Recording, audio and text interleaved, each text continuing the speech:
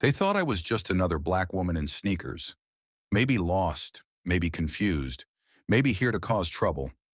The receptionist barely looked at me. The supervisor smirked when I said I had a meeting. And when I mentioned I was a CEO, he waved security over like I was trespassing in my own future. My name is Victoria Wade, and from wherever you're watching this, stay with me. Because in just 10 minutes, after one call, one document, and one signature, I didn't just remind them who I was. I owned the building they tried to kick me out of. Have you ever been sized up, dismissed, and disrespected just because of how you look? Let me show you what happens when the woman they tried to push aside turns out to be the one holding the keys to their careers. I didn't walk into that bank expecting a war. All I needed was a signature, a simple confirmation from my business account manager to finalize a property deal. No drama, no red carpet, no executive privilege, just a signature. I walked in wearing jeans, sneakers, and my natural curls in a bun. No assistant, no heels, no designer bag. And that, apparently, was my first mistake. The moment I stepped through the doors of Harrison and Core Federal Bank, I felt the shift. It was in the way the receptionist gave me a stiff nod while smiling brightly at the woman behind me. The way two tellers looked at me, then at each other, with that smug, silent judgment. I was used to it. Black women in power often are. But that didn't mean it'd ever be okay with it. Still, I kept it cool. I walked up to the front desk. "Hi, I'm here to see Mr. Levington. I have an appointment." The receptionist blinked twice, her eyes gliding over me as though trying to find a badge, a reason, proof that I belonged. "Do you have an account here?" I nodded slowly. "Yes, under VDW Capital. We've been working with your commercial division for 2 years. My name is Victoria Wade." Her fingers hovered above the keyboard like she was hesitating to touch it. Then came the frown. "I don't see any appointment on the system. Can you check again?" I said calmly. "I spoke with Mr. Levington's office on Thursday. This was rescheduled after the zoning clearance came through." She squinted. "I'm not sure who told you that, but I don't think that's how it works. We don't do walk-ins for high-value meetings."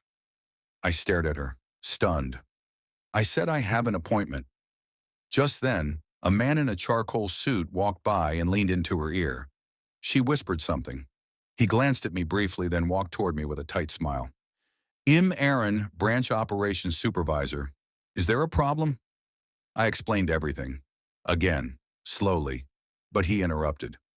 "Unfortunately, this is a high-security branch. If you don't have proof of an appointment, I'll have to ask you to leave." I reached into my phone. I have the email right here from Levington's assistant. He barely looked. "I'm sorry. We get people claiming all kinds of things. You'll have to call the main line to verify." I blinked. "You're not even going to check upstairs. We're not going to disrupt Mr. Levington's day over a walk-in, especially not during peak hours." I stood silent for a beat. "Let me be clear. You're refusing me access to my own account manager, despite me being the CEO on record?" Aaron tilted his head smug. "Mom, I'm refusing a disturbance. Security has been notified." That was the second mistake. Security arrived. Two bulky men in Navy uniforms who flanked me like I was a threat. People in the bank had started whispering, staring. Phones were out. The narrative was already shifting in their minds. Who's this angry black woman causing a scene? But I wasn't angry. Not yet. I handed one security guard my ID. "That's me, Victoria D. Wade. And unless your database is outdated, this bank still runs VDW Capital's payroll and holdings account." The guard looked at Aaron. He shrugged. "Still no appointment." I stepped back, took a breath, and said only this. "I need a quiet room. You'll be making a few calls." They hesitated. I smiled, calm and poised. "Or I can sit in the center of the lobby and conduct them here." On speaker. 5 minutes later, I was in a side office with frosted glass and two chairs. I locked eyes with the security guard before he left. Then I called three people: my general counsel, my CFO, and my silent partner, also the largest stakeholder in Harrison and Core Federal Bank. It took less than 4 minutes. By the time I emerged from that room, The regional manager was pulling into the parking lot. Mr. Levington himself was rushing down from the second floor, flanked by two assistants and pale as a sheet. I didn't have to say a word. They saw me. They saw the damage done. What followed was a blur of apologies, panicked meetings, and forced smiles. Mr. Levington kept muttering about miscommunication. The regional manager tried to shift blame to the front desk, but I wasn't there for blame. I was there for accountability and ownership.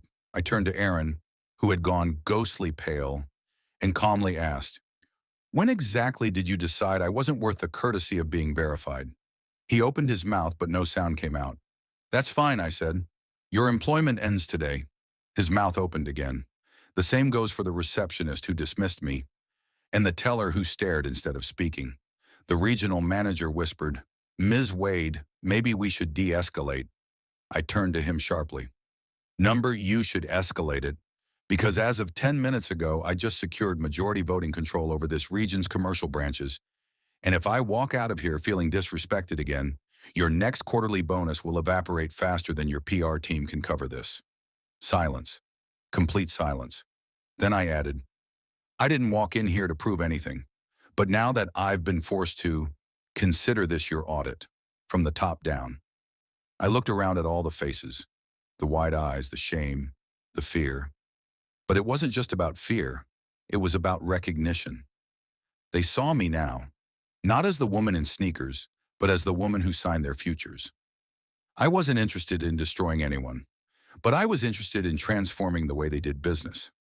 The following week, I launched a full equity and inclusion audit of every Harrison and Core branch under my oversight. I brought in DEI consultants, set up anonymous employee reporting, and froze bonuses for all managers until new training protocols were passed and implemented.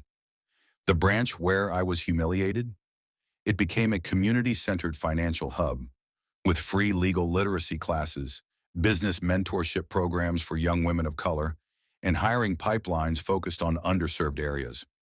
People started calling it the turnaround branch. I never made a press statement. I didn't do interviews.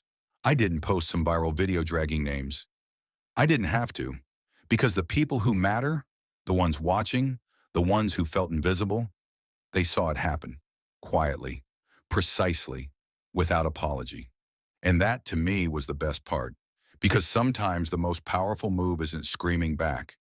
It's signing the paper that changes everything. Completed.